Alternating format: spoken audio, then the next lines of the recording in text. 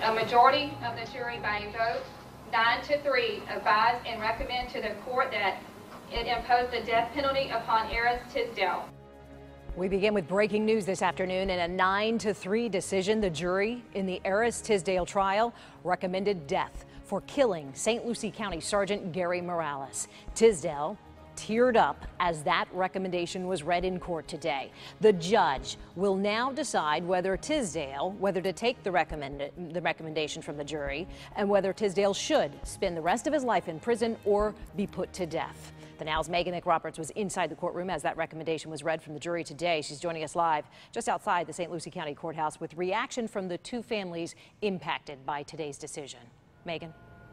And Shannon, Tisdale's family did not want to comment about this jury's recommendation as they walked out of this courtroom together this afternoon, understandably emotional about this decision. Today, also the first time we saw really any emotion from Eriese Tisdale. He's been very stoic and unemotional throughout this whole trial, but that did change slightly today. Go ahead and take a look at this video of him as the decision was being read. He did tear up, and we saw him glance behind to his family before being escorted from the courtroom.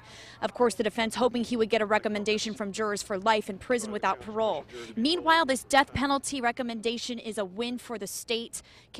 Prosecutors and detectives were not just professionally involved in this, but personally too.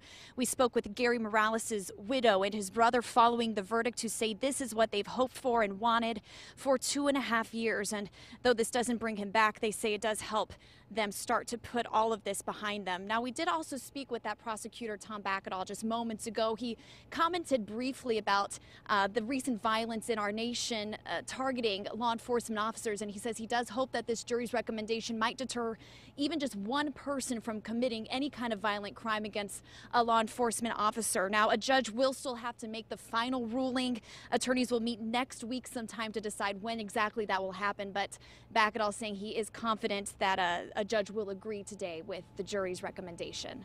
That's the latest here in St. Lucie County. Megan McRoberts for the Now South Florida. Megan, thank you. A lot of